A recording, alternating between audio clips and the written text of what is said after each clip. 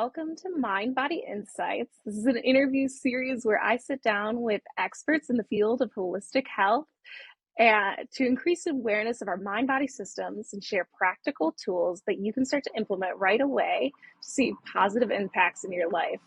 My name is Kathleen Bosselman. I'm a yoga instructor and licensed massage therapist at Brooklyn Mindbody Collective, a wellness center offering complementary and holistic healthcare to our community while supporting one another's growth as practitioners. Today, I'm thrilled to welcome Chelsey Kap, the founder of Brooklyn Mindbody Collective, and a certified Rolfer, advanced yoga instructor, and Thai bodyworker. And she works together with her clients to help them feel and move well so that they can live their best lives. Chelsey's work has produced profound and lasting improvements in mobility, pain, posture, energy, and body awareness. Today, she's joining us to discuss why she believes that bodywork shouldn't have to hurt to work. Hi, Chelsey. How are you today? I'm so good, and thank you, Kathleen, because this is a topic Yeah. I'm really passionate about and love educating people around. So I'm really excited to chat with you today. Yeah, I'm really excited to have this conversation with you today. This is something that's close to my heart, and it's one of my favorite topics because I think this idea of no pain, no gain is so prevalent, and we see it a lot as practitioners, whether that's body work or massage therapy, Rolfing. So to start, I'd like to talk about kind of your wheelhouse. If you don't mind, for our audience, just giving us a little background on Rolfing. Yeah, absolutely. So Rolfing was a modality that started to gain in popularity when Ida Rolf, who it's named after, started to share her work around the country and then around the world. So Ida Rolf was actually born and raised in the Bronx, and she was a Columbia trained biochemist at a time when women did not inhabit that field. She became really interested in non-medical, non-allopathic healing modalities. She studied homeopathy and yoga and osteopathy. And out of it all, she created something called Rolfing. And Ida Rolf, I mean, this is a simplification because we could have a whole conversation about her and, her way of looking at the body and well-being. But the main takeaways that I've digested from her work are that she was really focused on fascia, which is the connective tissue that connects everything in your body to literally everything else. So when you hear that, nowadays it's kind of a trope, like everything's connected. It's actually true. Everything's connected in the body. So she was really interested in fascia as a biochemist and how we can treat fascia in order to help people have better alignment so that, to paraphrase her, so that gravity flows through the body, an aligned body, rather than kind of pushing us down and compressing us and making it so that we are shrinking as we get older, which, happens to some extent because of bone loss. But if we are aligned up in gravity, then we are stacked up in such a way that muscles don't have to overwork to fight gravity all the time. We tend to move better. We tend to have more length in our structure, which can lead to things like not getting injured. So that was a big focus for her, fascia and gravity, very physical concepts, right? And then in the 60 plus years that Rolfing has been a modality, now Rolfers have been introduced more to movement and the nervous system and more of the energetic components of this very physical, what was a very kind of strictly physical practice. So that kind of starts to segue into today's topic, because I think when Rolfing was getting its early reputation as being this very physical, it works on the connective tissue, which means it has to be really deep and really hard and really painful. Um, Nowadays we've evolved out of that to understand, oh yeah, there's this thing called a nervous system, right? Which is basically your inner stoplight that says, okay, go, stop, or maybe slow down, right?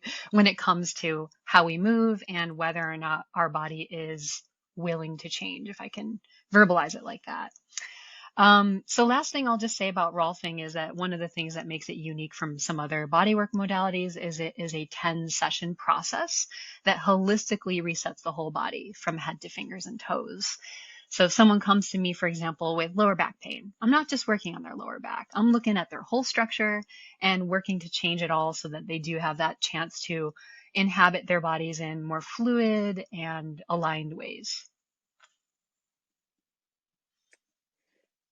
Yeah, that all makes a lot of sense. And it is interesting that you see from Ida Rolf already she's got this idea that we exist within gravity, and how do we kind of stack ourselves in a way that um, allows us to move better. So already she's thinking in more of a kind of three-dimensional dynamic way that isn't that, or she was always thinking about the nervous system, I think. But it's Mm. interesting how over time those ideas kind of get distilled and we have lost some of that, which sort of leads me to my next question. So why do you think we do have this perception that body work or rolfing needs to hurt? Right. All right. So I'm going to put on my anthropologist hat. So before I was a Rolfer, I was a cultural anthropologist, undergrad student. And I loved anthropology because it really made me consider the systems that we all are living in.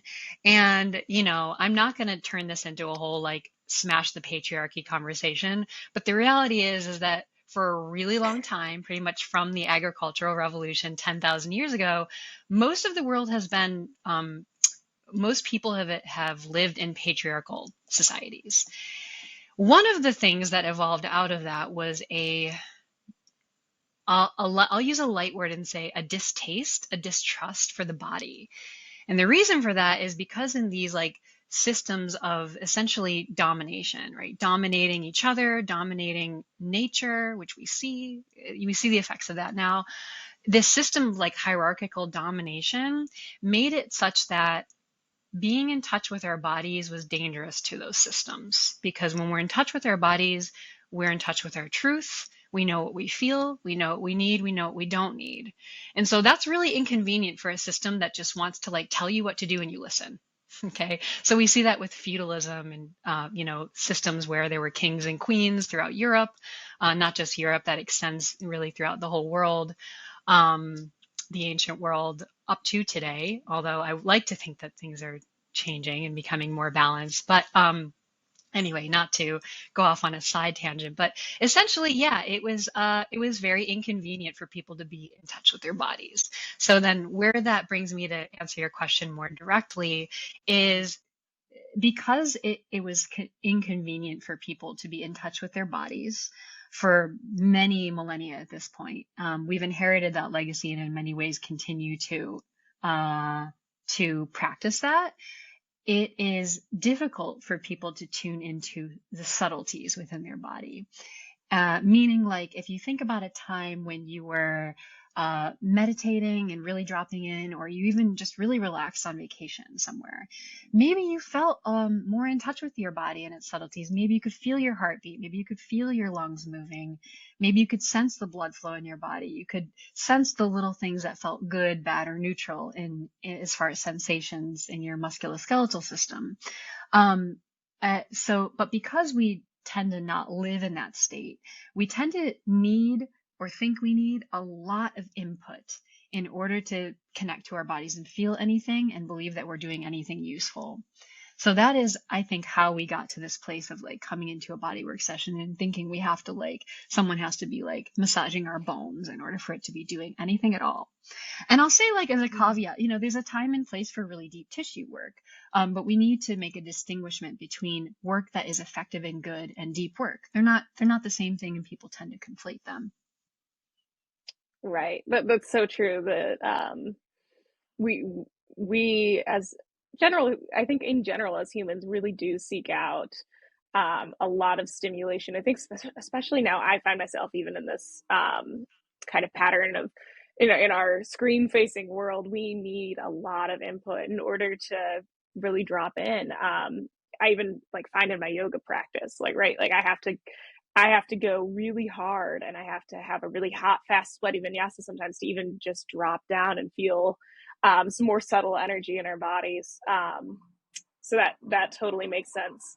Um, then, so as a flip side to that, what do you see as some of the downsides of that deeper work? What could be an issue that we see with clients that are constantly pursuing that deep, Mm. heavy, painful work? Yeah. So again, like it's not inherently bad, but just like everything, we want to have balance and we want to have holism in the way that we conceive of ourselves and our bodies, as well as the kind of work that we receive when we go in for any kind of body work at all. So it's not that the deep tissue stuff is really bad, or like having intense sensation is bad. You can have an intense yoga practice or a really intense massage, but I think where it becomes problematic is when it just continues that feedback loop of not really being connected to the body through its subtleties, which are the main sensations in the body, right? With a few like exceptions, if people have chronic pain, they're feeling a lot of the time. But most people, most of the time, things are subtly happening in the body more so than intensely happening in the body.